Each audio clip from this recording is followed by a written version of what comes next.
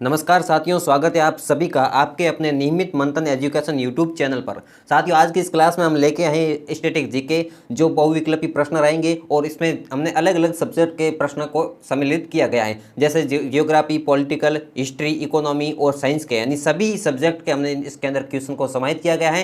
तो ये क्लास आपके लिए बहुत ही खास रहने वाली है, सभी परीक्षाओं के लिए उपयोगी रहने वाली। तो क्लास को बिना देर किए शुरुआत करते हैं। आप नए हैं तो चैनल को सब्सक्राइब जरूर करें। पहला प्रश्न रहेगा, तुगलक वंश का संस्थापक कौन था? प्रश्न पूछा जा रहा है। चार ऑप्शन आपके सामने दिख रहे हैं स्क्रीन पर, और पहला ऑप्शन है कि गयासुद्दीन तुगलक, दूसरा ऑप्शन है फिरोज शाह तुगलक, तीसरा ऑप्शन है मोहम्मद बिन तुगलक और चौथा ऑप्शन है इल्तुतमिश। बताएंगे सभी कमेंट करके कि तुगलक वंश का संस्थापक कौन था। आप साथ साथ में कमेंट करते रहिए और अंत में बताना आपके कितने क्वेश्चन सही हो रहे हैं, ठीक है। हाँ, तो इसका सही उत्तर रहने वाला साथियों क्या रहेगा? गयासुद्दीन तुगलक, यानी ए ऑप्शन हम यहाँ पर क्लिक कर देंगे, ठीक है। तुगलक वंश का संस्थापक कौन था? गयासुद्दीन तुगलक था। अब तुगलक वंश की स्थापना कब की गई तो आपको बता देते, 1320 के अंदर तुगलक वंश की स्थापना की गई थी, ठीक है। हाँ, ये तुगलक वंश खिलजी वंश का पतन होने के बाद ही स्थापित हुआ था। हम साथ साथ में हर प्रश्न से जो सम्मिलित डाटा है वो आपको बताते रहेंगे, ताकि आपको और भी इसके अंदर क्या मिलेगी, हेल्प मिलेगी प्रश्नों को समझने में, ठीक है। अगला प्रश्न पूछा जा रहा है कि स्वराज मेरा जन्मसिद्ध अधिकार है, ये नारा किसने दिया था? महात्मा गांधी, सुभाष चंद्र बोस, बाल गंगाधर तिलक या भगत सिंह? स्वराज मेरा जन्मसिद्ध अधिकार है। कमेंट के माध्यम से भी आप बताइए इसका क्या आंसर सही रहने वाला है। तो यहाँ पर सही उत्तर हो जाएगा कि स्वराज मेरा जन्मसिद्ध अधिकार है, ये किया था बाल गंगाधर तिलक ने। यह किसने नारा दिया था? यह दिया था बाल गंगाधर तिलक ने, यानी सी ऑप्शन यहाँ पर सही हो जाएगा, ठीक है। हाँ, अगला प्रश्न रहने वाला है। तीसरा सवाल है कि गौतम बुद्ध को ज्ञान की प्राप्ति कहाँ से हुई थी? प्रश्न पूछा जा रहा है। चार ऑप्शन आपके सामने दिए हुए हैं, लुम्बिनी, सारनाथ, सी ऑप्शन है गया और डी ऑप्शन है कुशीनगर। तो गौतम बुद्ध को ज्ञान की प्राप्ति कहाँ से हुई थी? तो सी ऑप्शन है जो गया है, ये गया स्थान है बिहार के अंदर, और यहाँ से क्या हुआ था? गौतम बुद्ध को ज्ञान की प्राप्ति हुई थी। यानी बिहार के अंदर बोध गया स्थान है, और पीपल वृक्ष के नीचे महात्मा बुद्ध है, जो गौतम बुद्ध है, उन्होंने क्या किया था? ज्ञान की प्राप्ति की थी, ठीक है। यानी सी ऑप्शन यहाँ पर सही हो जाएगा, ठीक है। अगला प्रश्न है, ये भूगोल से, जियोग्राफी से आपसे प्रश्न पूछा जा रहा है। मैंने पहले भी बोल दिया है कि सभी सब्जेक्ट के प्रश्न यहाँ पर सम्मिलित किए गए, तो आप क्लास को ध्यान से देखना।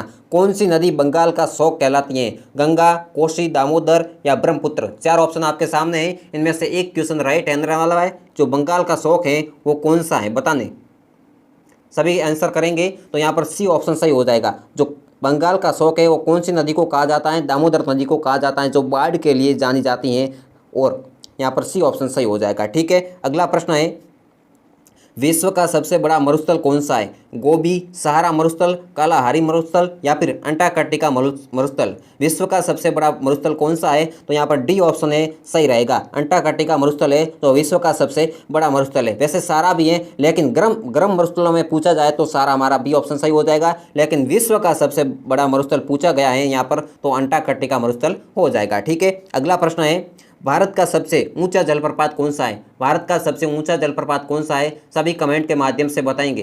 तो भारत का साथ ही ऊंचा जलप्रपात कौन सा है? जोग जलप्रपात। क्या है? जोग जलप्रपात है, वो भारत का सबसे ऊंचा जलप्रपात है। ए ऑप्शन यहाँ पर करेक्ट हो जाएगा। जोग जलप्रपात कहाँ पर है? तो ये कर्नाटक में स्थित है, ठीक है, जो भारत का सबसे ऊंचा जलप्रपात है। अगला प्रश्न रहेगा कि पॉलिटी से संबंधित है कि राष्ट्रपति को भारत का कौन सा अनुच्छेद कार्यकारी प्रधान घोषित करता है? अनुच्छेद 52, अनुच्छेद 53, अनुच्छेद 54 या अनुच्छेद 76? बताएंगे कमेंट के माध्यम से कि कौन सा, जो राष्ट्रपति को भारत का कौन सा अनुच्छेद कार्यकारी प्रधान घोषित करता है। तो यहाँ पर कौन सा उत्तर सही रहेगा? यहाँ पर ए ऑप्शन सही रहने वाला नहीं है, बी ऑप्शन यहाँ पर सही होगा, ठीक है, क्योंकि अनुच्छेद 53 है वो क्या करता है? राष्ट्रपति को भारत का जो कार्यकारी प्रधान है घोषित करता है, अनुच्छेद 53, ठीक है, यानी बी ऑप्शन यहाँ पर सही हो जाएगा, ठीक है। अगला प्रश्न है, संसद के दोनों सदनों की संयुक्त बैठक किसकी अध्यक्षता में होती है? राष्ट्रपति, उपराष्ट्रपति, लोकसभा अध्यक्ष या प्रधानमंत्री? संसद के दोनों सदनों की संयुक्त बैठक किसकी अध्यक्षता में होती है? आप बताएंगे कमेंट के माध्यम से।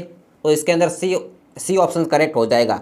क्या रहेगा? सी ऑप्शन यहाँ पर सही रहेगा। जो लोकसभा अध्यक्ष हैं उसके, जो संसद के दोनों सदनों की संयुक्त बैठक लोकसभा अध्यक्ष के नियुक्त में की जाती है, यानी सी ऑप्शन यहाँ पर सही रहेगा, ठीक है। अगला प्रश्न है कि राज्यपाल की नियुक्ति कौन करता है? राज्यपाल की नियुक्ति कौन करता है? प्रधानमंत्री, राष्ट्रपति, राज्य विधानसभा या गृह मंत्रालय? तो राज्यपाल की नियुक्ति करता है वो राष्ट्रपति करता है, यानी बी ऑप्शन यहाँ पर सही हो जाएगा। और कौन करता है? ये राष्ट्रपति करता है। किसकी नियुक्ति करता है? राज्यपाल की नियुक्ति करता है, ठीक है। अगला प्रश्न है, भारत में मुद्रा छापने का अधिकार किसके पास है? वित्त मंत्रालय, भारत सरकार, या फिर भारतीय रिजर्व बैंक, या नीति आयोग के पास? कमेंट करके बताएंगे। तो क्या रहेगा इसका सही उत्तर रहेगा कि भारत में मुद्रा छापने का अधिकार किसके पास है? तो मुद्रा छापने का भारत में किसके पास अधिकार है? ये रहेगा भारतीय रिजर्व बैंक के पास। किसके पास रहेगा? आरबीआई के पास। तो यानी सी ऑप्शन यहाँ पर सही हो जाएगा। ठीक है, सी ऑप्शन यहाँ पर करेक्ट हो जाएगा। देखिए, भारतीय रिजर्व बैंक के 2 रुपये के यानी 2 रुपये से सभी ऊपर के नोट है उसका छापने का अधिकार रखता है। ठीक है। हाँ, अगला प्रश्न है, जीडीपी की आपको फुल फॉर्म बतानी है। जीडीपी का पूर्ण रूप क्या है? बताएंगे कमेंट के माध्यम से। जीडीपी का पूर्ण यानी फुल फॉर्म क्या है? तो ग्रॉस डोमेस्टिक प्रोडक्ट, यानी ए ऑप्शन यहाँ पर सही हो जाएगा। ठीक है। अगला प्रश्न रहेगा, हर हाथ को काम योजना किसके अंतर्गत आती है? ये इकोनॉमी से क्वेश्चन आपके सामने है। हर हाथ को काम योजना किसके अंतर्गत आती है? मनरेगा, प्रधानमंत्री कौशल योजना, रोजगार गारंटी योजना, प्रधानमंत्री गरीब कल्याण योजना। तो हर हाथ को काम योजना किसके अंतर्गत आती है? यहाँ आती है साथियों मनरेगा के अंतर्गत। ठीक है, यानी ए ऑप्शन यहाँ पर सही रह जाएगा। जो क्या है, मनरेगा का मुख्य उद्देश्य है योजना का वो ग्रामीण क्षेत्र में हर परिवार को 100 दिन का रोजगार देना। कितने दिन का? 100 दिन का रोजगार देना। ठीक है, यहाँ पर ए ऑप्शन सही हो जाएगा। अगला प्रश्न है, विज्ञान का है, साइंस का क्वेश्चन है, रक्त का शुद्धिकरण किस अंग द्वारा होता है? हृदय, यकृत, या फिर वृक्क, या फिर फेफड़ा? रक्त का शुद्धिकरण किस अंग के द्वारा होता है? तो वो होता है वृक्क के द्वारा, यानी किडनी के द्वारा। सी ऑप्शन यहाँ पर सही हो जाएगा। जो क्या होता है कि किडनी शरीर से विषैले पदार्थ और जो अतिरिक्त पानी निकाल कर रक्त का शुद्धिकरण करती है। ठीक है। अगला प्रश्न आपसे पूछा जा रहा है कि पेनिसिलिन किसने खोजी थी? पेनिसिलिन किसने खोजी थी? अलेक्जेंडर फ्लेमिंग ने, या न्यूटन ने, आइंस्टीन, या मेंडेल ने? जो पेनिसिलिन है किसने खोजी थी? तो वो खोजी थी अलेक्जेंडर फ्लेमिंग ने। किसने खोजी थी? अलेक्जेंडर फ्लेमिंग ने। कब खोजी थी? 1928 के अंदर। 1928 के अंदर खोजी गई थी। जो पहला क्या था? एंटीबायोटिक था। ठीक है, पहला एंटीबायोटिक था। ठीक है, क्या था?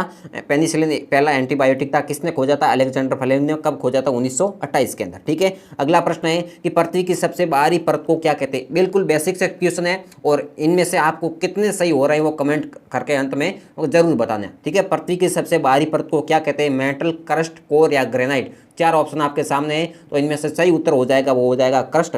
क्या हो जाएगा? क्रस्ट हो जाएगा। बी ऑप्शन यहाँ पर सही हो जाएगा। जो पृथ्वी की सबसे बाहरी परत को क्या कहते हैं? क्रस्ट कहा जाता है। यानी जब हम रहते हैं वही एक परत है, क्रस्ट है। बाहरी परत को जो वहाँ हम निवास करते हैं वो परत कौन सी है? क्रस्ट परत। ठीक है। तो साथियों, आज की इस क्लास के अंदर हमने 15 प्रश्नों को समाप्त किया और भी ऐसी नेक्स्ट क्लास लाते रहेंगे। तो चैनल को सब्सक्राइब करके रखिए ताकि आपके पास टाइम टू टाइम क्या मिले? नोटिफिकेशन मिलता रहे। ठीक है। टेलीग्राम को ग्रुप को जरूर ज्वाइन कीजिए। मैं डिस्क्रिप्शन बॉक्स में लिंक यहाँ पर पिन कर दूंगा। ठीक है, धन्यवाद। मिलते हैं कोई नेक्स्ट क्लास में, तब तक हमारे साथ जुड़े रहिए।